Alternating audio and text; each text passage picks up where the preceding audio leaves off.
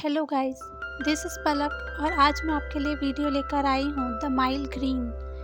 ये मूवी एक मास्टरपीस है जो कि सभी को देखनी चाहिए क्योंकि ये मूवी हमें सिखाती है कि इंसान में इंसानियत कितने मायने रखती है। तो दोस्तों, आप लोग वीडियो देखकर लाइक और सब्सक्राइब किए बिना ही आप चले जाते हो। तो वीडियो पसंद आए तो लाइक, सब्सक्राइब एंड शेयर करना ना भूले दोस्तों। तो मूवी की शुरुआत में हम एक मूवी को चलते हुए देखते हैं जहां पॉल काफ़ी उदास हो जाता है, जिसके बाद उसकी दोस्त एलन उसे वहां से दूर ले जाती है और वो फ्लैशबैक में चला जाता है जहां वो जेल का मंजर देखता है जहां कई सारे कैदी अपनी सज़ा काट रहे थे।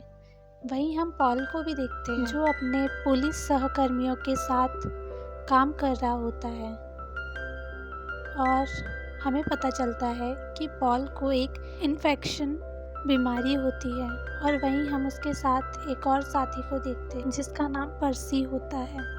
वहीं हम जॉन को आते हुए देखते हैं जो एक प्रिजनर होता है, जिसके बाद वो खुद ही जेल के लॉकअप में चला जाता है और वो पॉल से पूछता है कि यहाँ अंधेरा तो नहीं होता, क्योंकि जॉन को अंधेरे से काफ़ी डर लगता है और वो काफ़ी छोटे बच्चों की तरह बातें कर रहा होता है। तो पॉल उससे कहता है कि नहीं नहीं, यहाँ अंधेरा नहीं होता है। सीन शिफ्ट होता है जहाँ बाकी लोग काम कर रहे होते हैं क्योंकि जेल के एक कैदी को मौत की सज़ा होने वाली होती है और उसे करंट देकर मारा जा रहा होता है, जिसके बाद वो काफ़ी तड़पता है।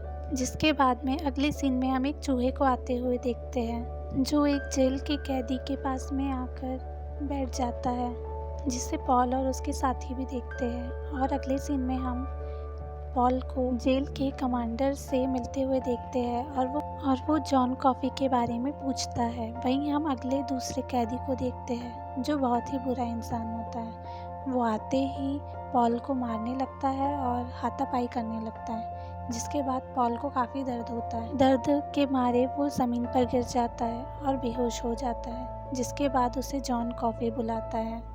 वो उसकी बीमारी को दूर करने की कोशिश करने लगता है, जिसके बाद एक बंद पड़ा हुआ बल्ब अपने आप जलने लगता है और ब्लास्ट हो जाता है, जिसके बाद जॉन कॉफ़ी वहाँ बैठ जाता है और उसके मुंह से कुछ बैक्टीरियाज बाहर निकल रहे होते हैं। तो पॉल उससे पूछता है कि ये क्या है, तो वो उससे कहता है कि मैंने तुम्हारी अंदर की बीमारी को निकाल दिया। अब यहाँ से पॉल को समझ में आता है कि ये बंदा किसी की जान नहीं ले सकता। तो वो उसके वकील के पास में जाता है और उससे पूछता है कि जॉन ने वाकई खून किया था या नहीं। तो वकील उससे कहता है कि वो बस वहाँ पर पाया गया था, लेकिन इस बात का सबूत नहीं था कि वो बेगुनाह है।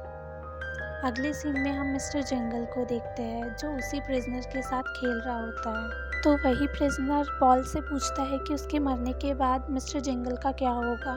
तो पॉल उससे कहता है कि उसे माउस सर्कस में भेज दिया जाएगा और मिस्टर जंगल दौड़ते हुए पर्सी के पास चला जाता है और पर्सी उसे मार देता है, जिसके बाद वो प्रिजनर काफ़ी रोने लगता है और जॉन कॉफ़ी पॉल को उस चूहे को उसके पास लाने के लिए कहता है, जिसके बाद जॉन कॉफ़ी उस चूहे को ज़िंदा करने की कोशिश करता है और उसके हाथों से काफ़ी लाइट बाहर आती है और मिस्टर जंगल ज़िंदा हो जाता है, जिसके बाद वो प्रिजनर भी काफ़ी खुश होता है और वो उसे थैंक यू कहता है। अगले सीन में हम जॉन को और उसके साथियों को देखते हैं जो पर्सी के पास आए होते हैं, क्योंकि जेल में उसी प्रिजनर की अब मौत होने वाली थी, तो उसका काम पर्सी को ही देखना था।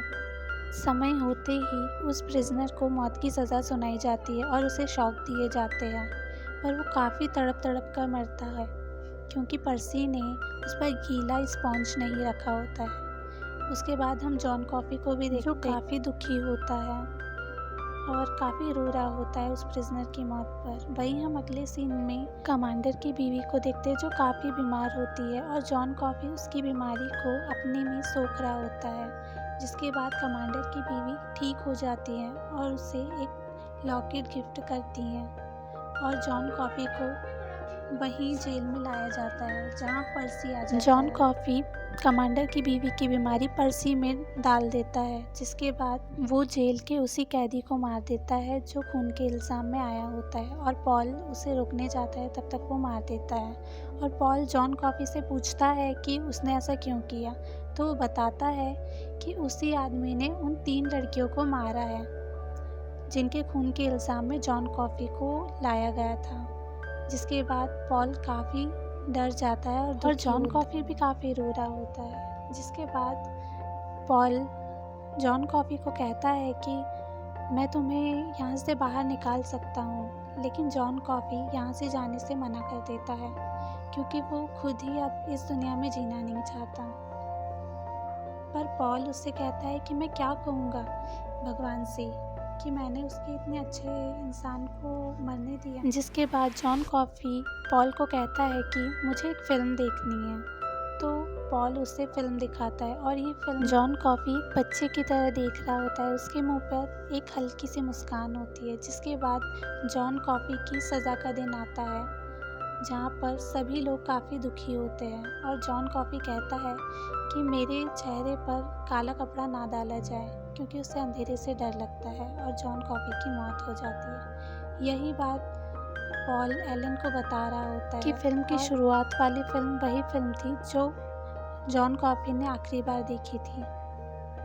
जिसके बाद पॉल एलन को एक पुराने से घर में लेकर जाता है जहाँ मिस्टर जेंगल अभी भी ज़िंदा होता है, और एलन उसे देखती है क्योंकि एक अंश जॉन कॉफ़ी का मिस्टर जेंगल के अंदर भी होता है, जिस वजह से वो इतने साल तक ज़िंदा है। वहीं अगले सीन में हम एलन के फ्यूनरल को देखते हैं जहाँ एलन की डेथ हो गई होती है, और पॉल यही सोच रहा होता है कि वो भी काफ़ी दिनों से ज़िंदा है। उसने अपने सभी लोगों को मरते हुए देखा है, लेकिन उसकी डेथ अब तक नहीं हुई क्योंकि दरअसल पॉल के अंदर भी जॉन कॉफ़ी का एक अंश होता है। इसी वजह से वो काफ़ी सालों से ज़िंदा है, और वो सोच रहा होता है कि वो और कब तक ज़िंदा रहेगा। और वहीं रात के सीन को दिखाते हुए मूवी एंड हो जाती है। अब यहाँ हम इस मूवी के नाम को ध्यान से सुने तो द माइल ग्रीन होता है, मतलब एक हरी फर्श जो लोगों की आखिरी फर्श होती है, क्योंकि उसी पर से लोगों को लेकर जाया जाता है। क्योंकि हमने जेल में भी देखा है कि वहाँ की फर्श हरी होती है, तो इसी के आधार पर फिल्म का नाम रखा गया है। तो चलिए अब वीडियो को यहीं समाप्त करते हैं। अलविदा।